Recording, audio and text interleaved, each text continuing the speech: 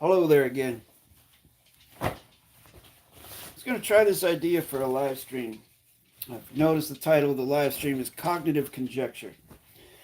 And for those viewers that have been around for a year or two, you may remember a show that I used to do called For the Now Space News. And in that show, I had a segment called Cognitive Conjecture.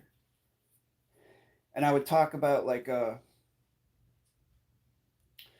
topic that was in the mainstream news, or even a topic from the quantum grammar domain on YouTube from another channel or another sector.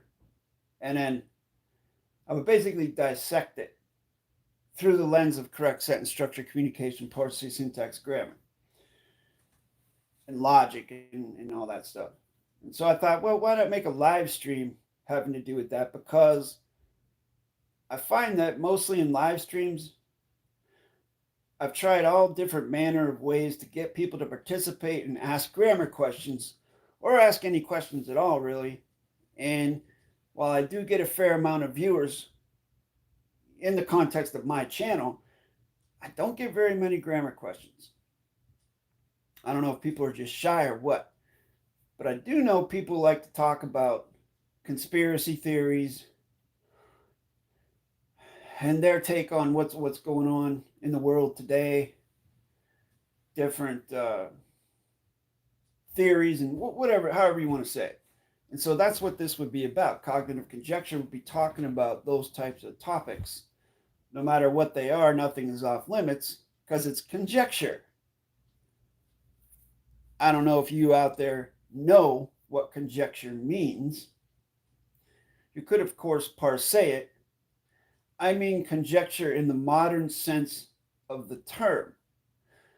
It's synonymous with opinion. Conjecture is opinion. It's not something that's a certified fact. Facts are facts, conjecture is conjecture. So that's what I'm going to do in this live stream. See if I can get some people on here participating, talking about these things and sharing their opinions about different topics. And again, it can be any topic you want it to be. Whatever you want to talk about that's relevant to you or whatever's going on in the world. You want to talk about war, whether you want to talk about financial issues,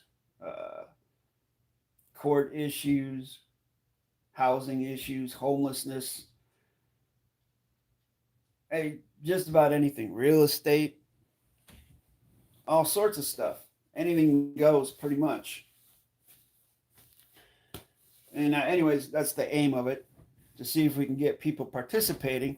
And then in doing so, when they get participating, and then I draw the congruency with quantum grammar, then perhaps some people can see how quantum grammar actually would be a great benefit to their lives and give them a reason to learn it. My opinion is that a steward does not have possession of all the facts, only the owner. Well, thank you for sharing your opinion, Jay Rumbleseed. It's my position that there is no such thing as ownership. As you said, you used the word steward. I am a steward of facts. I am a steward of my vessel. I am a steward of property, of a domicile. I'm a steward of my live life. But I don't claim ownership of anything. Because when you own something, when you claim ownership of something, then that can be taken away from you. And if you don't own anything, psychologically, on a psychological level, if you don't own anything, then nothing can be taken from you. So it puts you in a very advantageous position to have that mentality. But it's not a mentality that's for everyone. It's especially for people in the North American continent, have a real problem with that concept. Because the concept of ownership was basically brought to North America and also to Europe by the crown. They brought the concept of owning land, possessing human beings. The natives in North America found it, basically through history. When you look at different writings and the way natives are portrayed, they didn't feel they owned the land. That idea was repugnant to them. And there was no such thing as usury or interest. That was brought here by the conquerors, just like Europe. The way they conquered Europe and they forced their religion and their ideas of ownership on the native Europeans, just like the native Americans. So, yeah, long story short, no ownership. Stewardships can be taken as well. Contract is ownership. No, as I said, I don't participate with the concept of ownership. For me, I have no contract that has the word ownership. Number one, because ownership is a vowel in front of a consonant, and that means no. That's a no contract word. So I wouldn't use that word anyways.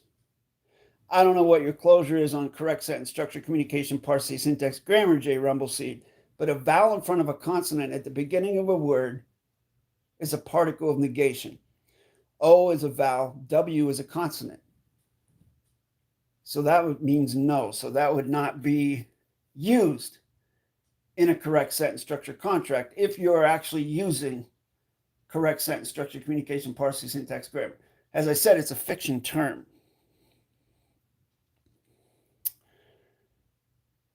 You are a steward of your vessel. That implies that another is in full position and you are renting. No, that is not what it implies. That's of course, as this is cognitive conjecture, this is your opinion of what it implies, but it doesn't imply anything. It implies I'm a steward of this vessel. I did not create it. I don't know who or what created it, but I take stewardship of it. I'm okay with that. Just like I take stewardship of the grammar. I didn't create that grammar, the technology, but I am a steward of it. I mean no harm, just like I mean no harm with my vessel. You see how it works? If you know what it is you're doing, you can create authority by authoring something, but it doesn't mean you own something. And I definitely didn't say anything about renting, because renting means you're paying for something. You're paying a fee for freight to use something. I'm definitely, as far as I know, not paying to use a body. At least not in the classic sense. So what is your knowledge level of correct sentence structure, J. Rumbleseed? Where would you put it? From 1 to 100, what would be your knowledge level? Where would you put it? Just so I know where you're coming from.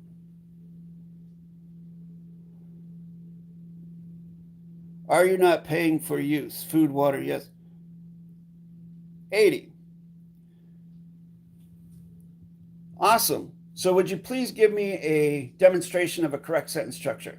Just a simple sentence. Say, let's see. Since you said that, how about you say, using correct sentence structure, how would you say, I paid my water bill this month? How would you say that in correct sentence structure? I paid my water bill this month. How to ensure mobility of your vessel in an environment of restrictions like fiction, social scoring system of similar rules.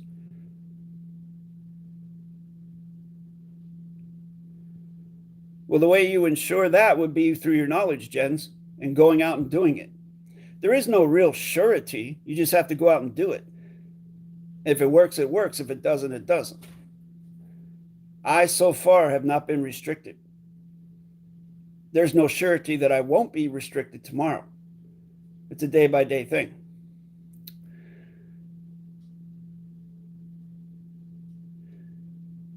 And yes, in a fiction sense, J. Rumbleseed, I do pay for water. And food and things like that. Yes.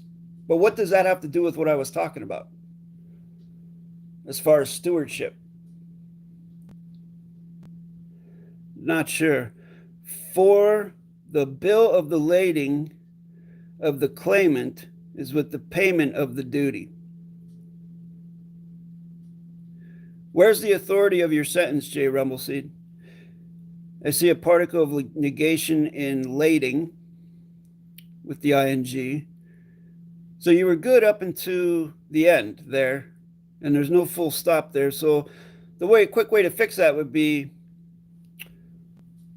for the bill of the laid of the claimant is with the payment by the duty. But what are you paying, though? You didn't say anything about water bill. There's no specificity there. I don't know what you're talking about, what you're paying. You have to be more specific with it. But I see what you're saying. 80%. I guess I'd have to see more to see if that's a correct assessment, at least from my position. But that was pretty good up until the end there. Because the mathematical interface, 1 plus 2 equals 3, 3 minus 2 equals 1, it must start with a cause and end with an authority. For the facts, of the facts, are with the facts, of the facts, with the facts, by the facts, etc., etc. But I see that you do have knowledge. So how would you convey ownership in your construct? This is definitely now not a cognitive conjecture video. This is now a grammar video.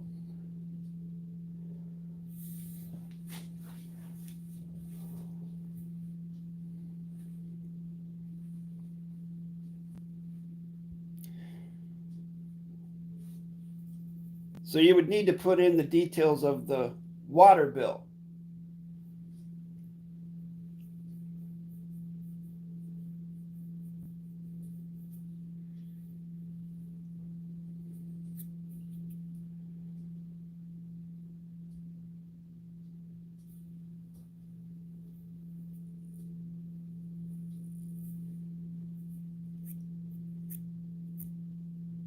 I'll just give Jay a minute to complete that.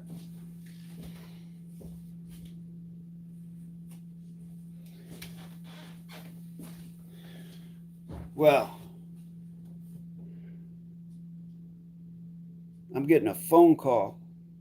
Man, this is just getting good too. Let's see, what can I do here? Let me think. You know what? I'll try and do a video explaining my position on the concepts that you're asking about, Jay. Because I don't think you're asking, I think you already have a position in your mind of how you think about those things. And I think you're asking about my position regarding those things and regarding stewardship. And I've done lots of videos, especially in the Psyche playlist, that give closure to my position on those things. But perhaps I'll make another one from a different angle. And a lot of it comes down to also what's called a fate-writ volition claim. I don't know if you have one of those, but a fate-writ volition claim is basically your volition written down on a correct sentence structure, communication, parse, syntax, grammar, document, contract, postal, vessel, court, venue. There is no such thing as a sovereign. Because if you were to be sovereign, then you would have to be able to create your own gasoline, produce your own food,